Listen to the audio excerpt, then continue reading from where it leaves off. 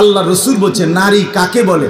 আল মারআতু আওরাতুন, নবীজি বলছেন নারী বলে তাকে ঢেকে থাকে যে, পর্দায় থাকে যে, আবরণের মধ্যে থাকে যে, নিজেকে লুকিয়ে রাখে যে, আল্লাহর কসম তাকেই নবী বলছে নারী বলে। নারী বলে।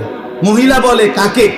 যে লুকিয়ে থাকে, আড়ালে থাকে, গোপনে থাকে। আওরাত, আওরাত অর্থ ঢেকে রাখার বিষয়, আওরাত অর্থ গোপন থাকার বিষয়। অতএব যেই নারী বেপর্দা, যেই মেয়ে বেপর্দা, যেই মহিলা বেপর্দা, বেহায়া, চরিত্রহীন, এটা কোনো বেডিও না, বেডির জাতও না। এটা কোনো বেডির জাতও না। এটা বলে তো এটা কি? এটা শোপিস, উপভোগের পণ্য। মানুষ যত কিছু নিয়ে উপভোগ করে, তো এটাও একটা উপভোগের পণ্য। নারী তাকেই বলে, মহিলা তাকেই বলে যে নিজেকে আড়াল রাখে, যে নিজেকে গোপন রাখে, যে নিজেকে লুকিয়ে রাখে, যে নিজেকে পর্দায় রাখে। আল্লাহ তাআলা আমাদেরকে বুঝার তৌফিক দিন। চলেন এবার তরজমাটা শুনেন, তাইলে কথা শেষ। আল্লাহ তাআলা নারীদের ব্যাপারে সরাসরি লক্ষ্য করে মহিলাদেরকে, মুসলিম রমণীদেরকে, মুসলমানের মা, মুসলমানের স্ত্রী, মুসলমানের মেয়ে, মুসলমানের বোন, তাদেরকে লক্ষ্য করে আল্লাহ সরাসরি বলতেছে ওয়াকারনা ফি বুয়ুতিকুন্না, 22 নম্বর পারা 33 নম্বর সূরা, সূরা আহজাবের 33 নম্বর আয়াত। আল্লাহ কি বলে দেখেন, একজন মুসলিম নারীর করণীয় কি, কর্তব্য কি? ওই যে বললাম যে বানাইছে তিনিই বলে দিবে, মনে আসেনি কথাটা? এ আল্লাহ বলে দিচ্ছে। এক, ওয়াকারনা ফি বুয়ুতিকুন্না, তোমরা মুসলিম নারীরা অবশ্যই তোমাদের ঘরেই অবস্থান করো। কোথায়? তাহলে মুসলিম নারীর জন্য তার ঘরই তার আপন ঠিকানা, তার ঘরই তার পবিত্র জায়গা, তার ঘরই তার ইজ্জতের জায়গা, তার ঘরই তার সম্মানের জায়গা। 2 নাম্বার, ওয়ালা তাবাররাজনা তাবাররুজাল জাহিলিয়াতিল উলা, আল্লাহ বলেন হে মুসলিম নারীরা, যদি একান্ত কারণে, ঘরে থাকার মানে হলো ঘরের মধ্যে একবার ফেরেক মাইরে লাউন না, কথা বোঝেন না, আলমারির ভিতরে রেখে দাও না। অর্থ হলো একান্ত প্রয়োজনে নারী বাইরে যাইতে হবে, কখনো স্বামীর বাড়ি, কখনো বাবার বাড়ি, কখনো হসপিটাল, কখনো পেরেশানি, অথবা এমন কোনো নারী, জ্ঞান অর্জন হোক, দুনিয়ার যেই কোনো বিষয়, আল্লাহ বলেন যদি বিশেষ কোনো যৌক্তিক প্রয়োজনে বাইরে যেতেই হয়, তো আল্লাহ বলেন অজ্ঞ নারীরা, মূর্খ নারীরা যেভাবে বেপর্দা চলে, এইভাবে তোমরা বের হইও না, বের হইও। জাহিল, অজ্ঞ, মূর্খতা যুগের নারীদের মতো সেজে গুজে রঙ্গে ঢঙ্গে বের হইও, বের হইও। এই জন্য মনে রাখবেন, সমস্ত বেপর্দা নারী মূর্খ। সমস্ত বেপর্দা নারী কি বলেন না? মূর্খ, মূর্খ। 3 নাম্বার, আল্লাহ বলেন ওয়া আকিমনাস সালাহ, মুসলিম নারীরা 5 ওয়াক্ত নামাজ আদায় করো। 4 নাম্বার, ওয়া আতিনাজ যাকাত, বছর শেষে হিসাব করে যাকাত দাও। 5 নাম্বার, ওয়া আতিউল্লাহ ওয়া রাসূলা, জীবনের সব কাজে, সব বিষয়ে আল্লাহ এবং তার রাসূলের আনুগত্য করো। এখন বলেন তো আপনি, একজন মুসলিম মা, বোন, নারী, মেয়ে, এগুলি যদি ঘরে থাকতে হয়, পর্দা করতে হয়, 5 ওয়াক্ত নামাজ পড়তে হয়, হিসাব করে যাকাত দিতে হয়, আল্লাহ রসুলের আনুগত্য করতে হয়, তাকে কিছু শিখতে হবে কিনা, জানতে হবে কিনা? তো হে যদি এটা নাই শিখে, তো এটা কোত্থেকে জানেন? এই জন্য মুসলিম নারীদেরও তাদের পর্দা ঠিক রেখে, শরীয়ত ঠিক রেখে জ্ঞান অর্জন করা, কোরআন সুন্নাহর ইলম অর্জন করা উচিত। এরপরে আল্লাহ বলেন হে নারীরা, তোমরা আমি আল্লাহ ঘরে রাখতে চাই কেন? প্রশ্ন হলো এটা, আল্লাহকে জিজ্ঞেস করেন, আপনি বেড়িয়ে ঘরে আটকাচ্ছেন কেন?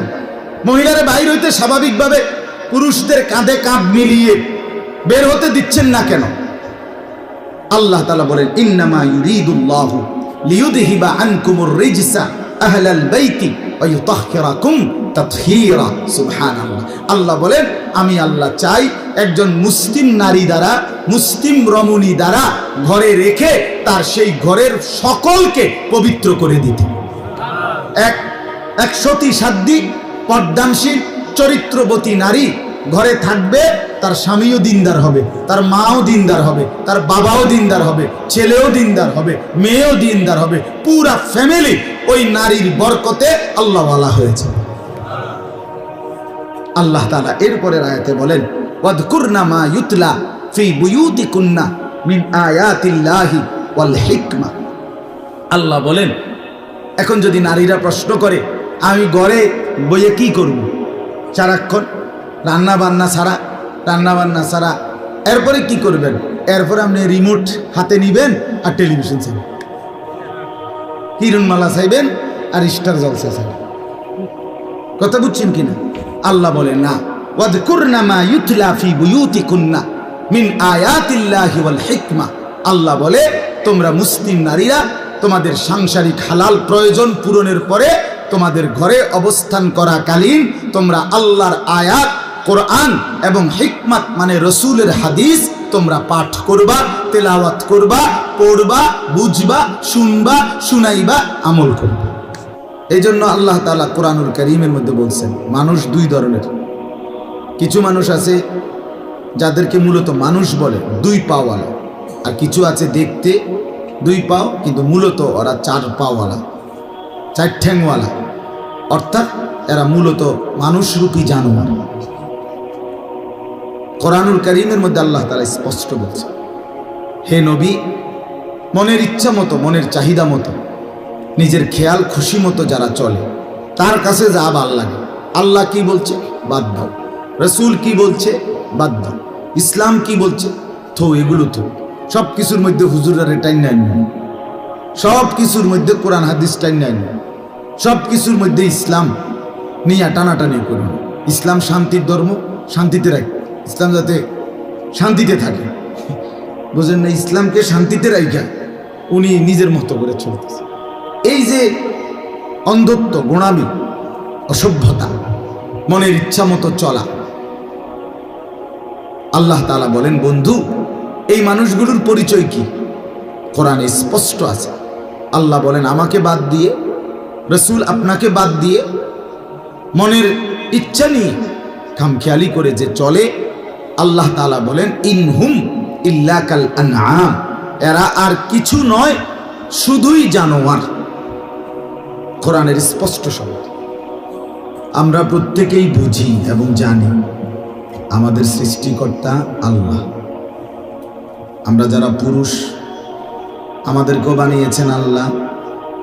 আমাদের যারা নারী, মা, বোন, স্ত্রী, কন্যা, তাদেরকেও বানিয়েছেন আল্লাহ। স্বাভাবিকভাবে গোটা সৃষ্টি, গোটা কায়নাত সবটাই সৃষ্টি করেছেন আল্লাহ।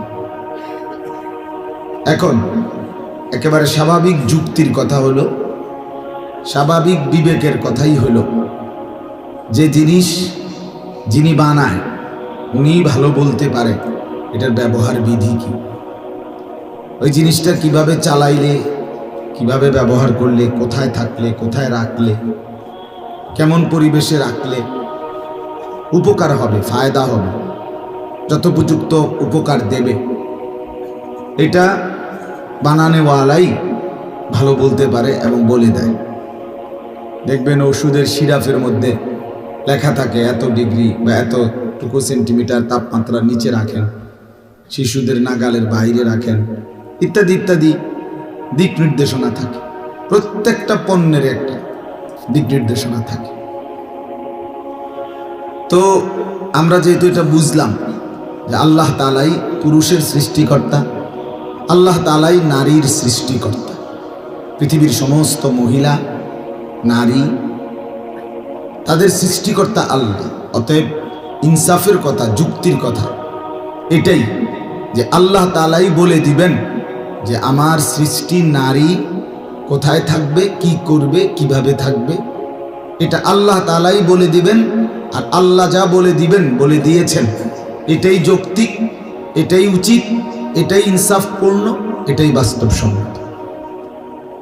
কিন্তু দুর্ভাগ্য হলো আমরা সংখ্যাগরিষ্ঠ মুসলমান আজকে আমাদের মানসিকতা হলো যে আমরা নারী কিংবা পুরুষ, ঘর কিংবা পরিবার, নিজের ব্যক্তি জীবন কিংবা সব দিক আমরা সাজাইতে চেষ্টা করি দুনিয়াবি কোনো ফাসিক, কোনো কাফের, কোনো নাফরমান, কোনো অবাধ্য, আল্লাহর কোনো দুশ্মন, ইসলামের বিরোধী, কোরআন সুন্নাহর বিরোধী কারো কাছ থেকে চুল বলেন, মোস বলেন, দাড়ি বলেন, টুপি বলেন, লেবাস বলেন, পোশাক বলেন, ঘর বলেন, বাহির বলেন, নারী বলেন, পুরুষ বলেন, চলা ফেরা, উঠা বসা, সাজগোজ, আচার আচরণ, লেনদেন, পারস্পরিক আচরণ, সব কিছু সর্বান্তক অধিকাংশ সংখ্যাগরিষ্ঠ মুসলমান, শতকরা ৯৯ জন ৯৮ জনেরই ফিকির দুশ্মনদের থেকে গ্রহণ করা, কাফেরদের থেকে গ্রহণ করা। ও টেলিভিশনের নায়িকা থেকে একজন মহিলা নিজের জিন্দিগির সমস্ত সাজগোজ গ্রহণ করে। একটা যুবক মুসলমানের ছেলে, ফুটবলের খেলোয়াড়, ক্রিকেটের খেলোয়াড়, সিনেমার নায়ক, বিজ্ঞাপনের কোনো মডেল, তার কাছ থেকে নিজের জীবনের সাজগোজ, চলাফেরা, কথাবার্তার স্টাইল, হাঁটা চলা, এটা শিখে, এটা দেখে। তাহলে এর চাইতে বড় পতন, অধপতন আর হইতে পারে যে আমরা আল্লাহকেও ছেড়ে দিলাম, রসুল্লাহ সাল্লাল্লাহু সাল্লামকেও ছেড়ে দিলাম, ইসলামকেও ছেড়ে দিলাম, আল্লাহর কোরআনকেও ছেড়ে দিলাম, নবীর সুন্নাহকেও ছেড়ে দিলাম। তাহলে আমরা আর মুসলমান কি রইল? আমি যে ভোটার আইডি কার্ডের মধ্যে লিখছি আমার ধর্ম ইসলাম, আমার জন্ম নিবন্ধন সনদের মধ্যে লেখা আছে আমার ধর্ম ইসলাম, আমার পাসপোর্টের মধ্যে লেখা আছে আমার ধর্ম ইসলাম, সেটা কোথায়? সেটা কোথায়? আমার চুলে ইসলাম কোথায়? আমার চেহারায় ইসলাম কোথায়? আমার জিন্দিগির মধ্যে ইসলাম কোথায়? আমার বাজার ব্যবসা লেনদেনের মধ্যে ইসলাম কোথায়? আমার ঘর পরিবারের মধ্যে ইসলাম কোথায়? আমার সাজগোজ কাপড় পোশাকের মধ্যে ইসলাম কোথায়? আমার ফ্যামিলির চলাফেরার মধ্যে ইসলাম কোথায়? আমার সারা দিনের কর্মকাণ্ডের মধ্যে আল্লাহ কোথায়, রসুল কোথায়, আখেরাত কোথায়, কোরআন সুন্নাহর অনুসরণ কোথায়? এই সব কিছু বাদ দিয়ে আমি আল্লাহর কাছে মুক্তি পাবো কিভাবে? আখেরাতে নাজাত মিলবে কিনা? এটা তো একটা স্বাভাবিক কথা, স্বাভাবিক কথা। আমাদের যেই কোনো মানুষের এতটুকু বুঝ, এতটুকু দিমাগ, এতটুকু আকল যদি না থাকে, এদূর যদি কাজ না করে দিমাগে, তো আমি মানুষ কিসের? মানুষ কিসের? এই জন্য আল্লাহ তাআলা কোরআনুল কারীমের মধ্যে বলছেন মানুষ দুই ধরনের। কিছু মানুষ আছে যাদেরকে মূলত মানুষ বলে, দুই পাওয়ালা, আর কিছু আছে দেখতে দুই পাও কিন্তু মূলত ওরা চার পাওয়ালা, চার ঠ্যাংওয়ালা, অর্থাৎ এরা মূলত মানুষরূপী জানোয়ার। কোরআনুল কারীমের মধ্যে আল্লাহ তাআলা স্পষ্ট বলছে, হে নবী, মনের ইচ্ছা মতো, মনের চাহিদা মতো, নিজের খেয়াল খুশি মতো যারা চলে, তার কাছে যা ভাল লাগে, আল্লাহ কি বলছে বাদ দাও, রসুল কি বলছে বাদ দাও, ইসলাম কি বলছে থো, এগুলো তো সব কিছুর মধ্যে হুজুরের টাইম নাই, সব কিছুর মধ্যে কোরআন হাদিস টাইম নাই, সব কিছুর মধ্যে ইসলাম নিয়ে টানাটানি করুন। ইসলাম শান্তির ধর্ম, শান্তিতে রাখ, ইসলাম যাতে শান্তিতে থাকে, বুঝেন না? ইসলামকে শান্তিতে রাখা উনি নিজের মতো করে চলতেছে। এই যে অন্ধত্ব, গোঁড়ামি, অসভ্যতা, মনের ইচ্ছা মতো চলা, আল্লাহ তাআলা বলেন বন্ধু, এই মানুষগুলোর পরিচয় কি? কোরআনে স্পষ্ট আছে। আল্লাহ বলেন আমাকে বাদ দিয়ে, রসুল আপনাকে বাদ দিয়ে, মনের ইচ্ছা নিয়ে খামখেয়ালি করে যে চলে, আল্লাহ তাআলা বলেন ইনহুম ইল্লা কাল আনআম, এরা আর কিছু নয়, শুধুই জানোয়ার। কোরআনের স্পষ্ট শব্দ। আমি তো প্রতিদিন বলি যে সমস্ত ছেলেরা তোমরা পেশাব করে পানি নাও না, টয়লেট পেপার ব্যবহার করো না, পানি ব্যবহার করো না, তোমরা মাঝে মাঝে কুত্তার দিকে চাই, কুত্তার লগে তোমারে একটু মিলাইয়া নিও, যে তোমার সাথে দেখবা দারুণ মিলতা। হ্যাঁ, প্রয়োজনে কুত্তার সাথে একটা সেলফি তুলে একসাথে যে আমরা দুই জানোয়ারকে কেমন দেখায় দেখেন। অসংখ্য মানুষ কমেন্টস করে জানাবে আপনাদের দুই জানোয়ারকে দারুণ দেখাচ্ছে, মানাইছে না। একজন ঠেঙ্গালগিরিয়া মতে, আরেকজন ফানি ছাড়া মতে, দারুণ সেরকম দেখা যায়, দারুণ হয়েছে। অপবিত্র সন্তান যার শরীর নাফা, পেশাব করে পানি নেয় না, এটা মানুষের কোনো কাতারেই পড়ে না, মানুষের কোনো সমাজেই পড়ে না, এটা কোনো কাতারেই না। ভদ্রতার কিচ্ছু নাই এটার মধ্যে, অপদার্থ, অপবিত্র, এটা অপবিত্র। এজন্য এটা বুঝা দরকার। আল্লাহ তাআলা আমাদেরকে মুসলমান বানাইছে। 800 কোটি মানুষের মধ্য থেকে আল্লাহ পছন্দ করে, আমাদের কোনো যোগ্যতা ছাড়া, আমাদের কোনো তদবির ছাড়া আল্লাহ দয়া করে আমাকে মুসলমান মা বাবার ঘরে জন্ম দিয়েছেন, এই তাফালিং আর এই ফালতু কাজ করার জন্য নয়। এজন্য প্রিয় ভাই, নষ্ট হইও না, নষ্ট হইও না, নষ্ট হইও না। সুন্দর এই জিন্দিগি নষ্ট করে দিও না। বুট বাদাম, চা বিস্কিট, মোবাইল, নাচ গান, অস্থির ছবি, বন্ধুদের আড্ডা, এই বারবার চুলের বাহার ইত্যাদি ইত্যাদি, এটা কোনো জীবন না, এটা কোনো সুস্থ স্বাভাবিক জিন্দিগি হতে পারে না, পারে না। এই প্রতিবন্ধী 1 বছরে যে কমপক্ষে 5-6 আইটেমে চুল কাটছে, একবারই স্পষ্ট, যে কোনো ডাক্তার দেখাইলে কইব তে মানসিক প্রতিবন্ধী, কোনো সন্দেহ নেই, তার সিরা বাস্তব, এটা কোনো সন্দেহ নেই। কারণ এর যে তার সিরা, এটা লইয়া কোনো সন্দেহ নেই। কারণ যে পাগল, যে মাতাল, সেই এরম করে, কি করে না করে হে কইতার। আমি আমার মাথার চুল থেকে পায়ের নখ পর্যন্ত যা করি আমি তা জানি, প্রতিটার সাথে আমার কোরআন সুন্নাহর সাথে মিল রেখেই আমল করতে চেষ্টা করি। আমার হিসাব আছে, সনদ আছে।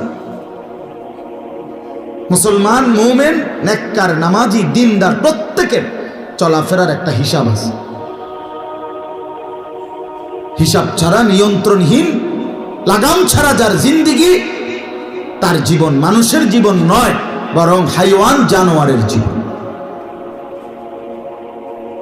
এটা বোঝা উচিত বন্ধু আমার। রব্বানা ইন্নাকা তা'লামু মা নুখফি ওয়া মা নু'লিন। ইব্রাহিম আলাইহিস সালাম বলছেন, আল্লাহ আমি জানি আপনি আমার গোপন বিষয়গুলো জানেন, আপনি আমার প্রকাশ্য বিষয়গুলো জানেন। ওয়া মা ইয়াখফা আলাল্লাহি শাইউন ফিল আরদি ওয়ালা ফিস সামা। আল্লাহর কাছে 7 আসমানের উপরে, 7 তবক জমিনের নিচে কোনো কিছু গোপন নাই। রাত 2টায় মা না ঘুমায়, আল্লাহ ঘুমায় না। ছেলেরা উলঙ্গ ছবি যে দেখো, মোবাইলে নর্তকীর নাচ দেখো, মা না ঘুমাইছে, দোস্ত আমার, মালিক ঘুমায় না, বাবা না ঘুমায় গেছে, আল্লাহ ঘুমায় না। আলাম ইয়ালাম বিআন্নাল্লাহা ইয়ারা। আল্লাহ বলেন, বান্দা তুমি কি জানো আমি কিন্তু সারাক্ষণ তোমাকে দেখি। কতক্ষণ? সারাক্ষণ। রাত 2টা হোক আর 3টা হোক, 1 বছর হোক আর 1000 বছর হোক, লক্ষ কোটি বছর পার হলেও আমি মাওলার 1 সেকেন্ডের জন্য তন্দ্রাও আসে না, ঘুমও আসে না। লা তাখুযুহু সিনাতুন ওয়ালা নাওম। আমি আল্লাহর তন্দ্রাও স্পর্শ করে না, ঘুমও স্পর্শ করে না, আমি ঘুমাই না। আল্লাযী ইয়ারাকা হিনা তাকুম ওয়া তাকাল্লুবাকা ফিস সাজিদিন। রব্বুল আলামিন বলেন, বন্ধু, নবী আমার, বন্ধু আমার, আপনি যখন দাঁড়িয়ে থাকেন, আপনি যখন রুকু দেন, আপনি যখন সেজদা দেন, আমি 24 ঘন্টা আপনাকে একরকমই দেখতে পাই। আমি দেখি, আমি দেখি। ওমা ইয়াখফা আলাল্লাহি শাইউন। আমি আল্লাহর কাছে কোনো কিছু গোপন নাই, কোনো কিছু গোপন নাই। দোস্ত আমার, যৌবন থাকবে না, বৃদ্ধ বাবা আপনিও থাকবেন না, পর্দার আড়ালের মা তুমিও থাকবা না, মা বোন আপনিও থাকবেন না, কেউ না। আল্লাহ যদি নিরাপদ না রাখে, বান্দার নিরাপদে থাকবার কোনো ক্ষমতা নাই। আছে কি? জি না, না। এজন্য আমরা প্রত্যেকেই, আমি শক্ত বললাম, আঘাত করে বললাম আর কি হয়তো, কিন্তু ভাবা দরকার, পরিবর্তন দরকার। ছেলেদের কাছে অনুরোধ, বাবা, এই সমাজ তোমার কাছে অনেক কিছু চায়, এই জনগোষ্ঠী তোমার কাছে ভালো কিছু চায়। তোমার মা তোমার স্বপ্ন দেখে বড় করছে, তোমার বাবা তোমার একটা স্বপ্ন দেখে বড় করছে। আমার বাবার স্বপ্ন ছিল, আমার 5 ছেলে, আমরা 5 ভাই। আমার আব্বা মা বলতো যে আমাদের স্বপ্ন ছিল 5 ছেলেই আমার বাবার কবরের চারদিকে দাঁড়াইব, 5 ছেলেই আলেম হবে। আলহামদুলিল্লাহ, আমার বাবার 5 ছেলেই আলেম হয়েছে। প্রতিটা বাবার স্বপ্ন থাকে, মার স্বপ্ন থাকে, কোলের বাচ্চাকে মা বড় যত্ন করে দুধ খাওয়ায়, এই জিন্দেগি নষ্ট করে দেওয়ার জন্য।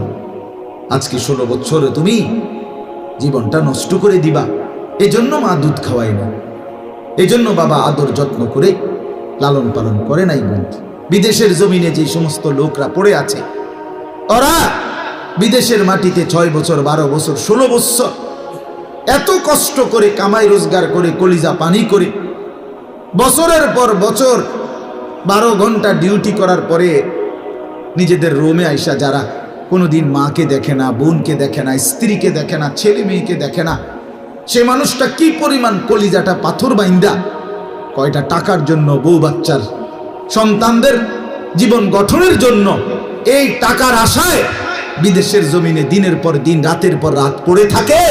বিনিময়ে তুমি বুঝি এই মোবাইল টিপ্পা, উলঙ্গ ছবি দেখা এই টাকাগুলো নষ্ট করে দিবা, এই জিন্দিগি নষ্ট করে দিবা, এই আশা? এটাই কথা ছিল ভাইয়া। আমার একদিন এক ছেলে হারাম শরীফে সৌদিতে হজম জড়ায় ধরে বলছে, কাইদাস নরসিংদী বাড়ি, যে হুজুর আমি আজ 11টা বছর কোনোদিন বাদ যাই নাই, বাবার অভাব, সংসারের ঋণ শেষ হয় না, 11 বছর ধরে পড়ে আছি হুজুর, কোনোদিন অসুখ বিসুখ হইলে একটা ট্যাবলেট কেউ খুললে দিব, এই মানুষটাও নাই। 11টা বছর ধরে বিদেশের মাটিতে পড়ে আছি, মা বাবা ভাই বোনের মুখে হাসি ফুটাবার জন্য। সেদিন একবার গত বছরের আগের বছর মনে হয় ওমরায় যাওয়ার পরে এক লোক বলছে, আমাদের কুমিল্লা বাড়ি, সে আমারে জড়ায় ধরে বলছে, হুজুর আমি 16 বছর বিদেশ করি, আমি 12 তলা না জানি 18 তলা বিল্ডিং এর নিচে, আন্ডারগ্রাউন্ডে নিচে একটা ছোট্ট রুমে আমরা 10-12 জন ফ্লোরে চাদর বিছাইয়া ঘুমাই। কয় এই কষ্ট করে টাকা জমাইয়া স্ত্রী ছেলে মেয়েকে শহরে কোন বাংলাদেশে 7 তলা ফ্ল্যাটের উপরে ফ্ল্যাট ভাড়া করে তাগরে রাখি তাগরে ভাড়া রাখছি, ওইখানে ফ্ল্যাট বাড়িতে 7 তলার উপরে নিচে থাকি ফ্লোরে। বিনিময়ে আমি ফোন করছি, স্ত্রীও ফোন ধরে না, ছেলেও ফোন ধরে না। অনেকক্ষণ ফোন করার পরে ছেলেটা ধরছে, ধইরা বললাম যে বাবা কথা বলতে চাইছি। ছেলে বলতেছে, আব্বু আমি এখন খেলতেছি মোবাইলে, পরে কথা বলবো। 3বার ফোন দিছি, 3বারই ফোলা কইতেছে হাতে খেলে, হাইতে সময় নেই। উনি নিজে আমারে বলছে, হুজুর আমি কাউরে না জানাইয়া শেষে টিকিট কইরা দেশে আইছি, আইয়া 7 তলার থেকে লাইতে ফোলাটারে নিচে নামাইছি, আর বেডিরে কইছি তুইও নাম, গ্রামে যেই মাটির ঘরে থাকতি ওই এখানেই থাক। এরপরে নামাইয়া তারারে গ্রামে থুইয়া বাইত রাইকা বিল্ডিং সাইরা তারপর আইছি।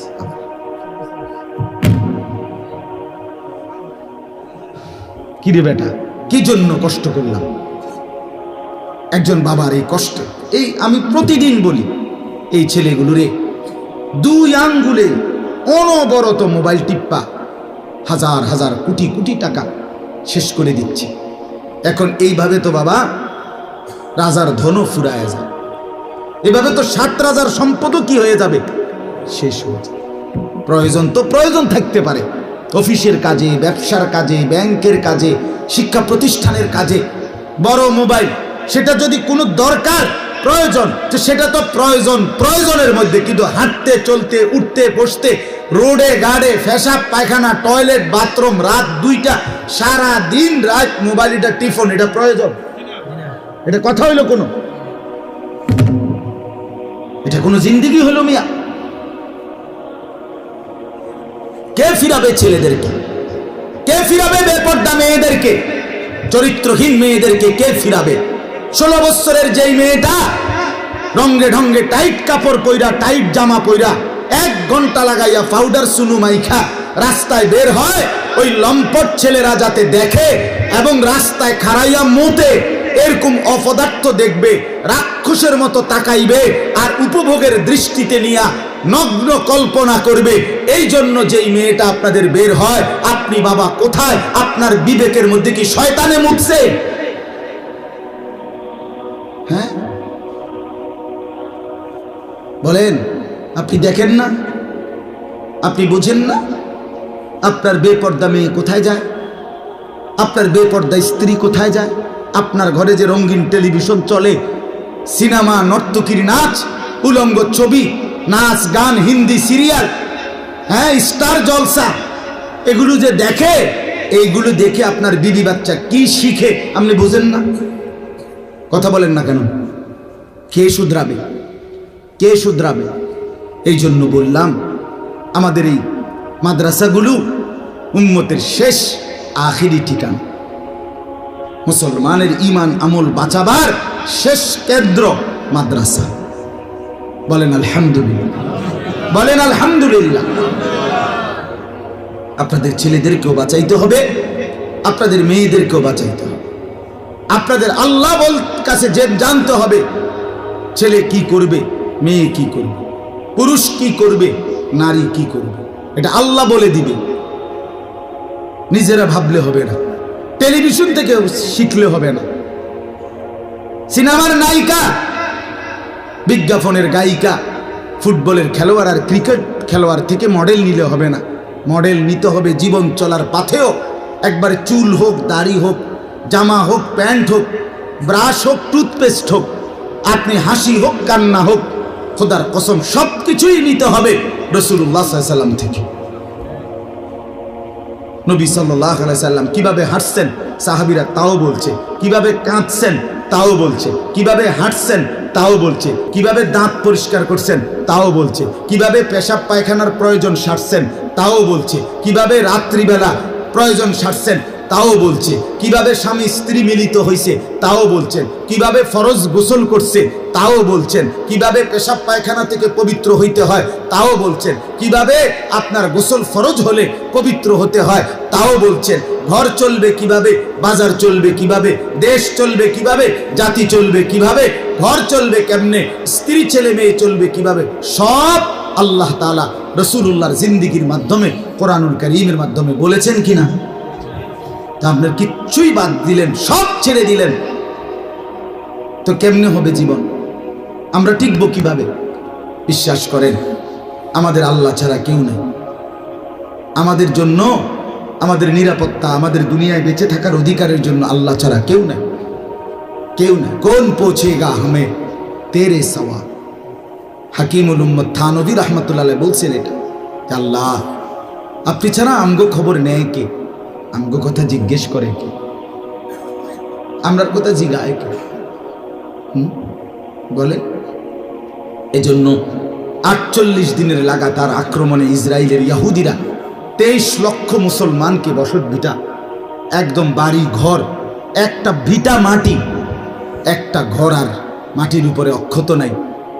এই 48 দিনের লাগাতার আক্রমণ 15,000-এর চাইতে বেশি নারী, শিশু, অবুঝ বাচ্চার রক্তে জমিন ভেসে গেছে। শহীদ, শহীদ মায়ের রক্ত, শহীদ বোনের রক্তে, শহীদ মাসুম বাচ্চার রক্তে আল্লাহর জমিন ভেসে গেছে।